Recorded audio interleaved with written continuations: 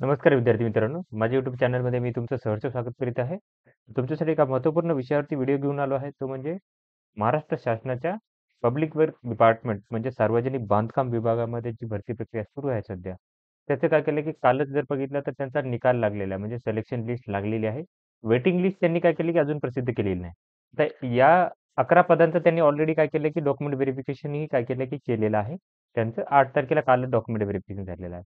But जे junior engineer civil आहे आणि ज्युनियर इंजिनियर असिस्टंट या पदाकरिता जे डॉक्युमेंट व्हेरिफिकेशन काय केलं की त्या विद्यार्थ्यांचं अजून बाकी आहे, तर त्यांची फक्त लिस्ट लावलेली आहे. तर इथे बघू शकता या लिस्टमध्ये बघू शकता की ही आहे ज्युनियर इंजिनियर सिव्हिल ग्रुप बी नॉन गॅजेटेडसाठी हे पद 529 पदांसाठी ही यादी लावलेली आहे. तुम्ही बघू शकता 529 पदांसाठी यादी लावलेली आहे.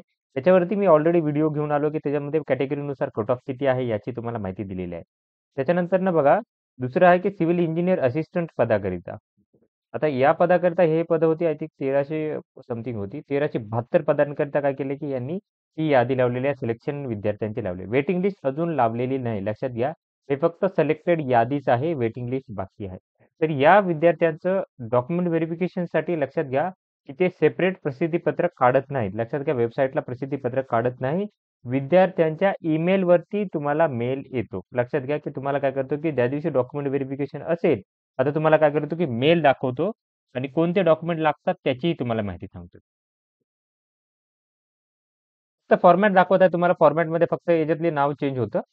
त्याच्यामध्ये बघा की तुम्हाला असं इथे येणार की तुम्हाला पर्सनली तुमच्या मेलवरती येतं. लक्षात घ्या, मेलच्या इनबॉक्समध्ये कधी-कधी मेल येत नाही, तर स्पॅम फोल्डरही चेक करत राहा.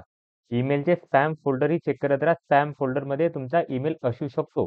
ज्याचे सिलेक्शन लिस्टमध्ये नाव आहे त्यांनी लक्षात घ्या की थोडं पाहत राहा या गोष्टीकडे. कारण बघा इथे यांना 5 तारखेला केले आणि 8 तारखेला यांनी डॉक्युमेंट व्हेरिफिकेशन केलं होतं. तर त्यामुळे 2-3 दिवसाचा वेळ भेटतो. तर सगळ्यांचं डॉक्युमेंट व्हेरिफिकेशन जे होणार आहे ते सभागृह बांधकाम भवन इमारत 7वा मजला 25 मधबन पथ फोर्ट मुंबई इथेच सगळ्यांचं होणार आहे. इथे तुम्हाला असतील. आता डॉक्युमेंटमध्ये कोणकोणते डॉक्युमेंट लागणार? तर सगळ्यात पहिले तुम्हाला लागणार की आवेदन पत्र म्हणजे ॲप्लिकेशन फॉर्म लागेल तुम्हाला. जर तुमच्याकडे ॲप्लिकेशन फॉर्म नसेल तर काळजी करायची गरज नाही एवढी. काही एवढं हार्ड अँड फास्ट नाही की म्हणजे 100% पाहिजेच पाहिजेच असं नाही. याच्यामुळे तुम्हाला रिजेक्ट करत नाहीत. काही काळजी करायची गरज नाही. त्याच्यानंतरनं तुम्हाला ओरिजिनल सर्टिफिकेट आणि त्याच्यानंतर 3 सेट घेऊन जायचे आहेत झेरॉक्सचे. लक्षात घ्या काय करायचे तुम्हाला 3 सेट झेरॉक्सचे घेऊन जायचे आहेत. त्याच्यानंतरनं तुम्हाला काय लागेल पहिलं ॲप्लिकेशन फॉर्म सांगितला. त्याच्यानंतरनं डोमिसाईल सर्टिफिकेट लागणार आहे तुम्हाला. ओके, डोमिसाईल सर्टिफिकेट लागणार आहे. त्याच्यानंतरनं सपोज जर तुम्ही कास्टचे उमेदवार असाल, त्या लिस्टनुसारच बघाल तर तुम्ही जर कुठल्याही कास्ट रिलेटेड असाल, तर त्यासाठी कास्ट सर्टिफिकेट तुम्हाला लागतं. कास्ट व्हॅलिडिटी नसेल तरी तुम्हाला चालते. ओके. असेल तर ओके. नसेल तर काही प्रॉब्लेम येत नाही. पण कास्ट सर्टिफिकेटच पाहिजेच पाहिजे. त्याच्यानंतर ना तुम्ही जर ज्युनियर इंजिनियर सिव्हिलसाठी करत असाल, तर तुम्हाला सिव्हिल इंजिनिअरची किंवा जी जाहिरातीमध्ये डिग्री सांगितलेली आहे, ते तुम्ही डिग्री तुम्हाला आवश्यक असणार आहे. तुम्हाला लागणारच आहे ती. त्याच्यात तुम्हाला तुमच्या मार्कशीट जेवढ्या असतील, त्या मार्कशीट तुम्हाला घेऊन जायच्यात आणि नॉर्मली तुम्ही त्याच्यावरती मार्क लिहिलेले असतात ॲप्लिकेशन फॉर्मवरती तुम्हाला, की 75% 76% जे काही मार्क लिहिलेले असतात. ते प्रूफ चेक केले जाते, की तुम्ही तो डेटा बरोबर भरलेला आहे की नाही ते. ओके.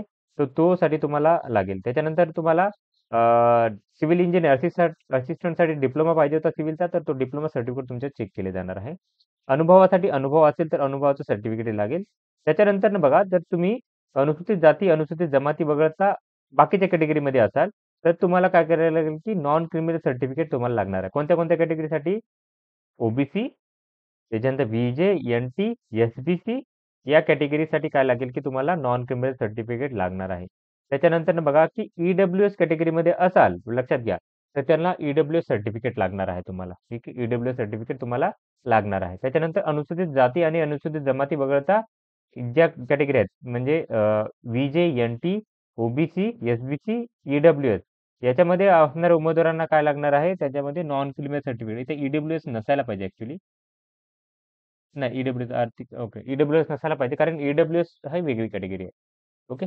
त्याच्यानंतर पुढे जाऊ शकतो आपण. आता काही विद्यार्थ्यांनी दिव्यांग आरक्षणासाठी हे केलं असेल ॲप्लिकेशन, तर त्यांना दिव्यांगासाठी सर्टिफिकेट लागणार आहे. म्हणजे पॅरलल रिझर्व्हेशन याच्या खाली थोडंसं बाकी आहे. पॅरलल रिझर्व्हेशन असतात. पॅरलल रिझर्व्हेशन म्हणजे सपोज तुम्ही एखाद्या विद्यार्थ्याने स्पोर्ट्ससाठी सिलेक्टेड झाले असतील, त्याच्यानंतरनं प्रोजेक्ट ॲप्लिकेशनसाठी झाले असतील, ओके. त्याच्यानंतरनं तुम्ही अनाथमधून कॅटेगरीमध्ये झाले. हे जे काही हॉरिझॉन्टल रिझर्व्हेशन आहेत, त्याच्यामधून जर तुम्ही सिलेक्ट झाले असाल, तर तुम्हाला त्या याचे सर्टिफिकेट लागणार आहे. प्रोजेक्टचे लागतील. त्याच्यानंतर बघा पार्ट टाईम ग्रॅज्युएशन असतात विद्यार्थी काही लोकं, तर त्यांना पार्ट टाईम याचे काय करतात, की सर्टिफिकेट लागणार आहेत. आता या दिव्यांग कॅटेगरी आहे, तर यांना दिव्यांगाचं सर्टिफिकेट लागणारच लागणार आहे. त्याशिवाय यांचं सिलेक्शन पॉसिबल नाहीये. त्यांना तुम्हाला तिथे जाऊन प्रूफ द्यायला लागतात. ओके. तर ही माहिती होती. तर तुम्ही सगळ्यांनी काय करा, की तुमचे ईमेल चेक करत राहा. ईमेलमध्ये स्पॅम फोल्डर चेक करा, इनबॉक्समध्ये नसेल तर. आणि तुम्ही ज्यावेळेस येतं तुमचं हे डॉक्युमेंट व्हेरिफिकेशन, तर प्लीज काय करा, की त्या तारखेला तुम्ही जा. काय डाऊट असेल तर मला कमेंट बॉक्समध्ये विचारू शकता किंवा Telegramवरती मला मेसेज करून, पर्सनल मेसेज करूनही विचारू शकता. धन्यवाद.